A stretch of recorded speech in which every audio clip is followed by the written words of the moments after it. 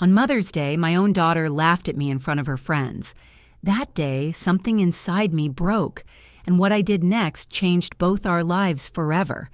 But before I get ahead of myself, my name is Ruth, and I've lived a long enough life to have seen joy, loss, sacrifice, and 1,000 in-between moments. Tell me, where are you watching from right now? I always like to know who's out there listening. It makes me feel less like I'm talking to a screen and more like I'm sharing tea with a friend. All right, now let me tell you my story. Mother's Day had always been a soft spot in my heart. When my daughter was little, she would make me crooked cards with too much glue and glitter that stuck to my hair. She'd hand me dandelions plucked from the yard like they were roses from the Queen's own garden. Those tiny hands, those sticky hugs. Oh, how they lit up my life. This year, though, she wasn't little anymore. She was 21, a young woman standing on the cusp of everything I thought I had prepared her for. And I was ready to enjoy a simple day with her, a nice lunch, maybe a stroll, just time together. Because to me, that's what mattered. Not gifts, not money, just us. When she told me she wanted to host a little brunch at the house, I was touched. She even mentioned that a few of her friends might stop by. I thought, how thoughtful. She wanted to celebrate me and even include me in her world of friends. I took extra care that morning. I put on my softest dress, brushed my hair, even dabbed a little lipstick I rarely use these days. I wanted her to feel proud of me, the way I'd always been proud of her. But the moment I walked into that room, something felt off. Her friends were clustered around the dining table, all chatter and laughter. She saw me, and instead of the warm hug I expected, her eyes flicked up and down my outfit in a way I hadn't seen before. A kind of smirk tugged at her lips. "Mom," she said, her voice light but cutting, "you look vintage." The girls at the table burst out laughing. I stood there, frozen, the tray of fruit I had carried in shaking slightly in my hands. I tried to smile, tried to make it a joke, but the laughter only swelled. "Oh my gosh," one of her friends added. "It's giving like pioneer woman vibes." They all laughed harder, and my daughter, my flesh and blood, threw her head back and laughed with them. Not a little nervous giggle, not the kind that says, "Oh, come on, don't be mean." Number. It was full, shameless laughter, as though humiliating me was the punchline of their whole morning. I wanted to disappear into the carpet. My cheeks burned, my chest tightened, and yet I still forced my lips to curve. Because that's what mothers do, isn't it? We protect our children, even from their own cruelty. I set the tray down and busied myself with pouring juice, as though my shaking hands weren't betraying me. I nodded when they made comments about how cute it was that I still used old porcelain cups. I laughed, quietly, awkwardly, when they teased me about never having learned the latest apps or styles. But inside, something cracked. Every word, every giggle, every dismissive glance from my daughter dug deeper than any insult I'd ever received. Because it wasn't coming from a stranger, it was coming from the very person I had given my life to raising. I didn't storm out. I didn't shout. I didn't scold her in front of her friends. I swallowed it, every bitter bite, and stayed through the brunch like a polite hostess. I asked about their classes, their dreams, their silly little stories. I nodded and smiled, though my heart was collapsing inside my chest. When the last guest finally left, my daughter barely glanced at me. She was too busy scrolling through her phone, laughing at something on a screen. She didn't notice how quiet I was. She didn't ask if I was all right. She didn't even say thank you for the meal I had prepared. That night, as I washed the dishes alone, my hands trembled. Not from age, but from rage. Not hot, explosive rage, but the cold, sinking kind. The kind that whispers, "She doesn't see you anymore. She doesn't respect you anymore." And that was the moment, standing at the sink with suds clinging to my arms, that I realized something inside me had shifted forever. I wasn't just a mother who had been laughed at. I was a woman who had been betrayed. And though I didn't yet know what I would do, I knew one thing for certain. Nothing would ever be the same again. After that Mother's Day, I found myself lying awake long into the night. The laughter kept replaying in my mind like a broken record. I'd shut my eyes, hoping for silence, but instead, I'd hear it again, that chorus of young voices, and worst of all, hers mingled among them. It wasn't just the laughter that hurt. It was what it revealed, a truth I'd been too stubborn, or maybe too hopeful to admit. My daughter no longer saw me as someone to honor or cherish. To her, I was just a relic, something to laugh at. And that realization dragged me back through the years like an undertow. When she was born, I was barely more than a girl myself. Her father didn't stick around long. He told me the responsibility was too heavy, that he wasn't ready, so it was just me and her. From the start, every decision I made, every hour I worked, every dollar I saved, it was all for her. I remember working nights at the diner, my feet swollen, my back aching, but still forcing a smile as I served coffee to men who barely saw me as a person. I'd stumble home just as the sun was rising, slip quietly into our small apartment, and kiss her tiny forehead before collapsing into bed.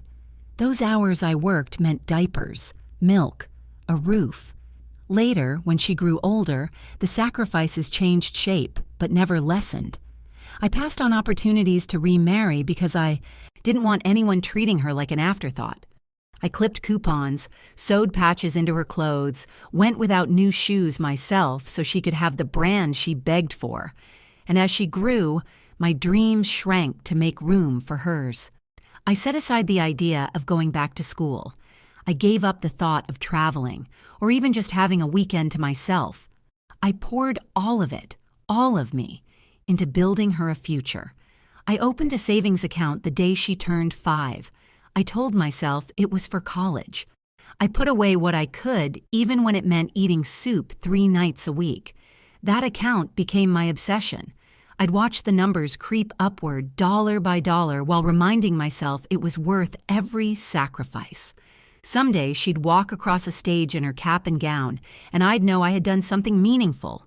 And then came the wedding dress. She was only 19 when she first showed me the photo on her phone, eyes glowing like they used to when she was little. "Mom, this is the one," she whispered. It was far beyond what we could reasonably afford, but her excitement was contagious. I worked extra shifts, drained part of my small emergency fund, and found a way. When she twirled in that dress in front of the mirror, I thought, this is what love looks like. So much of my life had been measured by her smiles. If she was happy, I was happy. That was the bargain I struck with myself. But after Mother's Day, that bargain felt like a cruel joke. The weight of all those sacrifices pressed down on me, and I began to question, what had they amounted to? A daughter who couldn't stand to be seen with me? Who mocked me in front of strangers? Who didn't recognize, or maybe didn't care, that everything she had was because I had given up so much? The memories twisted, each one cutting instead of comforting. The long nights at the diner, suddenly they felt like wasted hours. The patched shoes, the bare cupboards, the endless scrimping and saving, all of it felt like pouring water into a cracked pot. Nothing I gave seemed to hold, and yet a part of me resisted that bitterness, because what else could I have done? She was my child, my only child. Loving her had never been a choice. It was an instinct, as natural as breathing. Still, I couldn't shake the truth. My devotion hadn't taught her gratitude. Instead, it had taught her to take, to expect, to believe that my sacrifices were nothing more than her due. That night, as I lay in bed, I stared at the ceiling and let the years wash over me. The first steps I'd clapped for, the birthdays I'd scraped money together to celebrate, the nights I stayed up with her through sickness and tears. All of it came crashing into me. And then the question surfaced, one I had never dared ask myself before. What about me? What about the woman behind the mother? What about her dreams, her needs, her dignity? Was I not worth something too? For the first time in my life, I let myself sit with that thought. And instead of guilt, I felt a spark of clarity, The laughter on Mother's Day had opened a wound, yes, but it had also opened my eyes. Something had to change, and this time the change would not be for her. It would be for me. The days after that Mother's Day passed in a haze. On the surface, nothing had changed. I still cooked meals, folded laundry, and made polite conversation when she bothered to speak to me. But inside, something had shifted beyond repair. I stopped waiting for her to apologize, stopped hoping she'd look up from her phone and see me. The apology wasn't coming, and even if it did, words would never stitch back the tears she'd ripped open. And in the stillness of that realization, I began to plan. The first thing to go was the dress. It hung in her closet, pristine in its garment bag, as though waiting for a fairy tale that would never come. I'd walk past it while dusting, and each time I did, it seemed to mock me. All those extra shifts, the late nights, the pennies scraped together just to afford a piece of lace and silk. One afternoon, when she was out with her friends, I unzipped the bag and ran my fingers over the fabric. For a moment, guilt swelled in my chest. This was her dream dress, the one she had begged for, the one she had twirled in with such delight. But then I remembered the way she had twirled her laughter at me, tossing it around the brunch table like knives. And suddenly the guilt receded. I listed the dress discreetly. It sold within days, to a bride who looked at it with the same awe my daughter once had. When the woman pressed the money into my hand, I didn't feel guilt. I felt relief. That dress had been a symbol of my sacrifices. Letting it go was my first act of taking myself back. Next came the college fund. For years, I had treated that account like a sacred altar. I'd sacrificed dinners out, vacations, even basic comforts just to see those numbers climb. It wasn't much by the world's standards, but for me, it represented every ounce of love I could pour into her future. One evening, I sat at the kitchen table with the bank statement spread before me. My daughter was in her room, music thumping through the walls, laughter from a video call drifting into the hall. I stared at the numbers on the page and thought, she doesn't see what this means. She doesn't care what it cost me.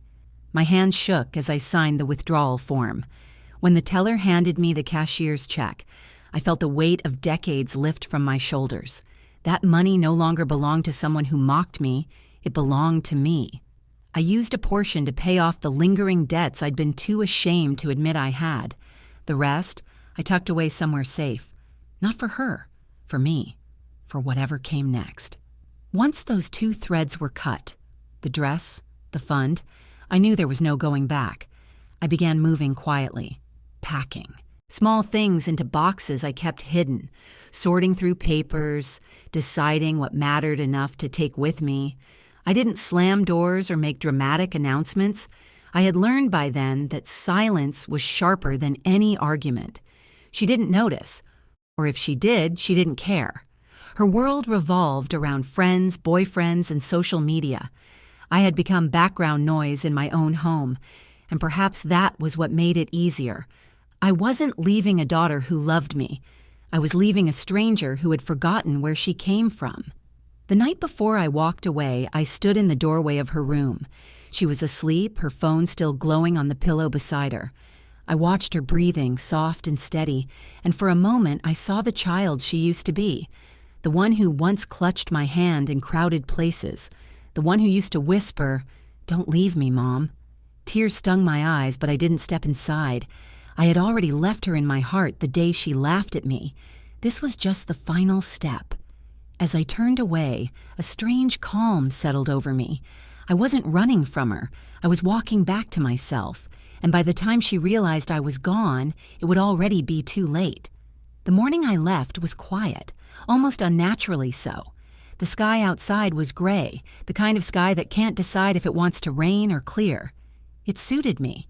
I didn't want sunshine mocking my grief, but I didn't want thunder to make a spectacle of it either. I had packed what mattered into 2 suitcases. Not much when you consider a whole life lived. Clothes, a handful of photos, the quilt my grandmother had made, a little box of letters I couldn't part with. Everything else, the furniture, the plates, the knickknacks, was just clutter now. Things that could stay behind. ghosts in an empty house. She was still asleep when I wheeled the bags down the hall. I paused at her door the same way I had the night before, listening to her steady breathing. I could have knocked, could have said goodbye. But what would I have said? I hope one day you learn what it means to love without cruelty. No words would have landed. She wasn't ready to hear them. So I walked on. My car was parked at the curb, its trunk already open like a mouth ready to swallow up my past. As I loaded the bags, I felt a strange hollowness in my chest. It wasn't excitement. It wasn't quite sorrow either. It was something heavier, something nameless, a mixture of exhaustion and resolve, like a soldier who knows the battle is lost but chooses to retreat with dignity. Before I closed the trunk, I took one last look at the house. The faded paint, the crooked shutters, the garden I had tended year after year while she ran off to parties. Every corner of it held a memory, but those memories no longer felt like mine. They belonged to a version of me that had given until there was nothing left, and I was done with that version. Driving away was the hardest part. My hands clenched the steering wheel so tight I thought I'd leave dents in it. Each street I turned onto felt like a betrayal of the child she once was, of the promise I'd made to always be there. But with each mile, the air seemed a little clearer. The further I drove, the lighter my chest became. The silence in the car was deafening at first. No chatter, no demands, no thumping music through the walls.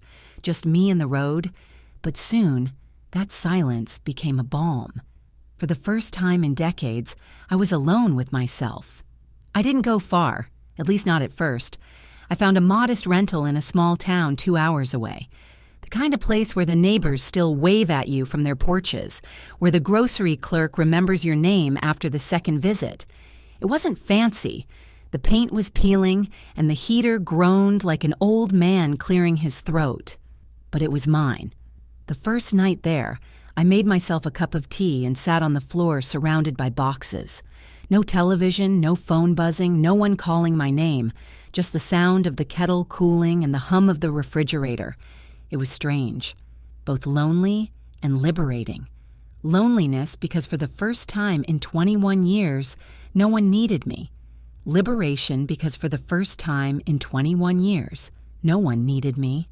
I could breathe. In the days that followed, I found myself relearning simple joys, waking up to birdsong instead of slammed doors, cooking a meal just for myself without someone sneering at the old recipes, taking walks through the park, not rushing back because someone else's schedule dictated my life. At first, it felt selfish. A mother's instincts don't die overnight. I'd catch myself thinking, she'll be hungry, or did she finish her homework? Before remembering she wasn't there, and I didn't have to carry that weight anymore. Then, slowly, that guilt melted into something softer, something I hadn't felt in years. Peace. Of course, I knew it wouldn't last forever. I knew she'd notice eventually, notice the missing dress, the emptied account, the empty room. She'd call, or maybe she'd rage, demand answers. But for once, I didn't live in fear of her reaction. For once, I was living for myself. And that, I realized as I drifted off to sleep in my little rented home, was worth every sacrifice I had made, and every sacrifice yet to come. It didn't take long for the cracks to show. I didn't hear from her the first week, or even the second. Part of me had expected at least a furious phone call, maybe a string of messages demanding to know where I'd gone. But there was nothing, just silence. She hadn't noticed. Or worse, she had noticed and didn't care. It was the third week when the calls finally started. Missed numbers, voicemails, texts filled with question marks. At first, they were short. Where are you? Did you take my dress? What happened to the account? I didn't answer because I knew the truth. What she really wanted wasn't me. It was what I had provided. The dress, the money, the stability I had bled myself dry to give her. That was gone now, and with it, the illusion that she was standing on her own 2 feet. Soon enough, the tone of the messages changed. The anger bled into panic. She had registered for her fall semester only to discover the tuition payment never went through. She tried to fix it herself, but there was nothing left in the fund. She called the bank, then me over and over. Her words grew sharper, laced with desperation. Then came the wedding fiasco. The dress I had sold was supposed to be the crown jewel of her engagement.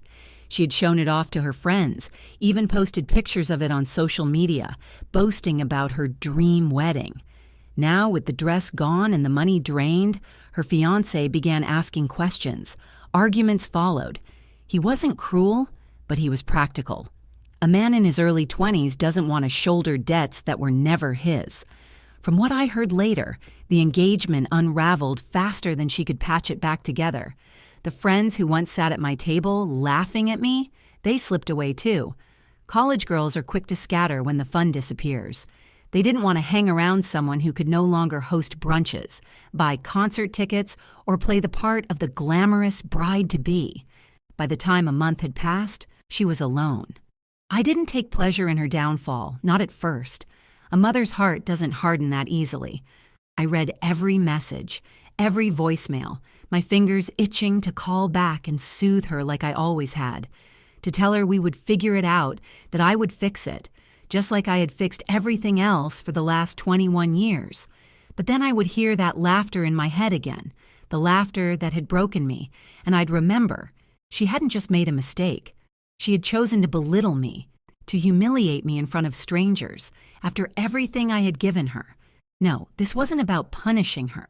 It was about teaching her something she had never learned, that love is not a free, endless fountain you can drink from without giving anything back. Weeks turned into months.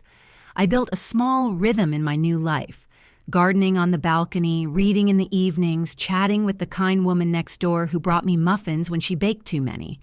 I found myself smiling more often, and yet, every so often, my phone would light up with her number. Sometimes I'd listen to the voicemails. Her voice grew smaller each time. The arrogance drained away, replaced by pleading. "Mom, please. Just talk to me.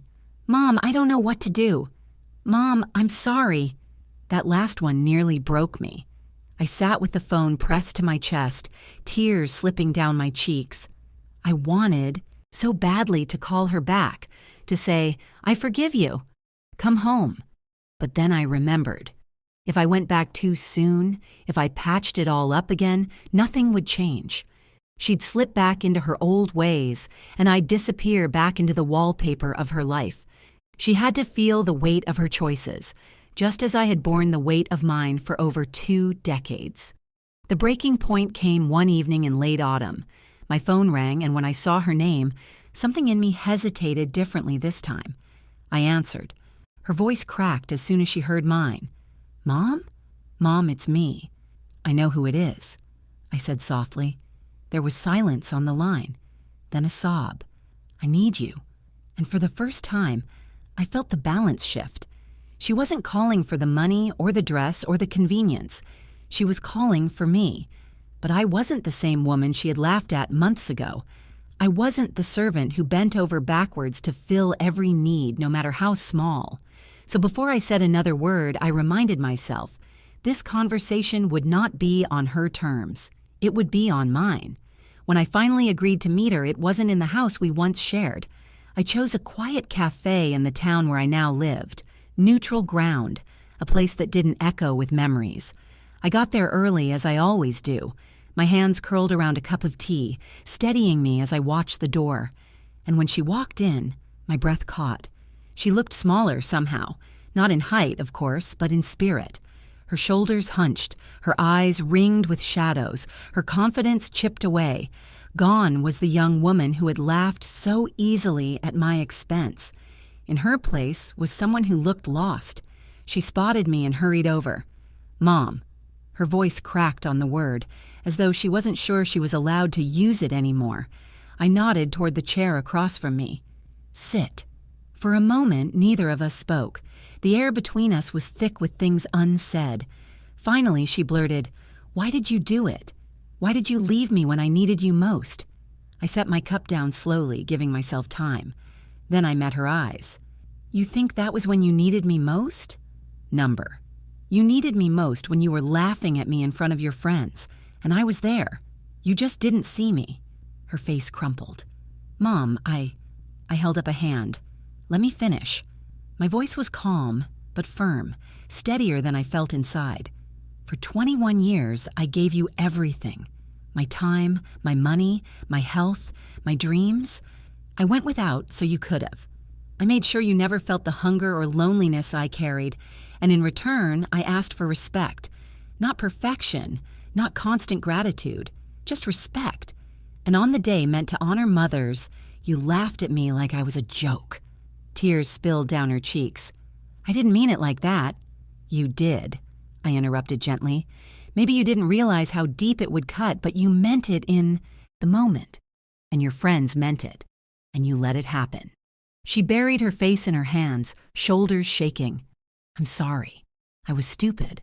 I was trying to impress them, and I thought—" She broke off with a sob. "I thought you'd understand." A bitter smile tugged at my lips. Understand being humiliated? No, I don't think any mother truly understands that. Silence stretched between us again, broken only by her sniffles. Then softly she asked, "Why the dress? Why the money? You knew I needed those this time." I leaned forward, my voice low but sharp.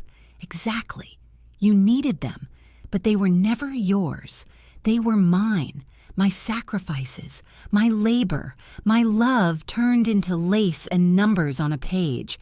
And when you made it clear you didn't value me, why would I leave them behind for you to waste?"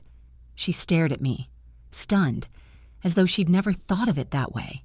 "Do you hate me?" she whispered. I shook my head. "No, hate is easy. What I feel is harder. I love you, but I cannot let you treat me like I'm disposable. Love doesn't mean letting yourself be walked over." Her tears came harder then, the kind of crying that shakes the whole body. For a moment, I almost reached out, almost pulled her into my arms like I used to when nightmares woke her as a little girl. But I stopped myself. She had to feel this, sit with this. She looked up at me, eyes swollen and red. "Can I fix it?" I sighed, leaning back. "That's not a question for me. That's a question for you. Respect isn't given because you ask for it. It's earned every day in the way you treat people, especially the people who love you." We sat there for what felt like hours. She told me about the broken engagement, the classes she couldn't pay for, the friends who had drifted away. Every word was laced with regret. I listened, but I didn't rush to solve it. I didn't open my wallet or offer to make calls. That was the old me. The new me just nodded, letting her speak her truth while I guarded mine. Finally, I stood. "I have to go." Panic flashed in her eyes. "Wait, don't leave me again." I softened, just a fraction. "I'm not leaving, not the way I did before, but I'm also not coming back to who I was. If you want me in your life, it will be as your mother, yes, but also as a woman who deserves respect. Not as your servant, not as your punchline." She nodded through tears, though whether she truly understood, I couldn't say. As I walked out of the cafe, I felt both heavier and lighter. Heavier with the weight of all that was said and unsaid. Lighter because for the first time, I hadn't bent myself into pieces to make her comfortable. And maybe, just maybe, that was the first lesson she'd ever really learn from me. Walking out of that cafe, I didn't feel triumphant. I didn't feel like some heroine who had won a battle. No, what I felt was complicated, like standing at the edge of a cliff, staring at the horizon, not knowing whether the view is beautiful or terrifying. That's the truth people don't tell you. Reclaiming yourself doesn't always feel good. It feels necessary. It feels raw. And necessary and raw will carry you further than comfort ever could. In the days after our meeting, my daughter called more often, sometimes just to hear my voice, sometimes to tell me she was trying to manage her bills, trying to mend friendships, trying to grow up. I didn't rush to praise her. I didn't swoop in to fix the mess. I listened, and then I went back to my garden or my tea or my book. For once, my life wasn't orbiting hers. And let me tell you, after 2 decades of circling her every need, standing still in my own center felt strange. Strange, but right. Do I forgive her? Yes, in my heart I do. She's my child, and a mother's love is stubborn. But forgiveness doesn't mean forgetting. It doesn't mean pretending those years of sacrifice cost me nothing or that her laughter didn't leave scars. Forgiveness means I release the weight, but I don't hand it back for her to use again. Will she and I ever be as close as we once were? I don't know. Maybe. Maybe not. That's not the story I'm living anymore. My story isn't about being everything for someone else. My story now is about being something for myself. If you're listening to me right now, especially those of you who've given your lives to raising children, you know what I mean. We mothers, we give, and somewhere along the way we forget we're people too. We forget we deserve respect, joy, dignity. And when that's stripped away, by laughter, by neglect, by cruelty, we have to ask the hardest question of all. What about me? That question saved me. I don't tell you this to paint myself as a saint or a villain. I tell you this because life is messy and choices aren't clean. Selling the dress, taking the money, leaving the house, those weren't pretty choices. But they were mine. For once, they were mine. And if my daughter learns from the fallout, if she grows into someone who respects not just me, but herself and others, then maybe my leaving will have been the greatest gift I could give her. If not, well, at least I finally gave something to myself. So here I am, in a little rented home with peeling paint, a few plants on the windowsill, and peace in my chest. I don't need grandeur, I don't need applause. I need the quiet dignity of knowing I didn't let myself disappear. Because at the end of the day, love without respect isn't love at all. Thank you for sitting with me through this. If my story stirred something in you, tell me in the comments where you're watching from. And if you've lived something similar, I'd like to hear that too. We may be scattered across the world, but we're not as alone as we sometimes feel. Take care of yourselves, truly. Because if you don't, no one else will.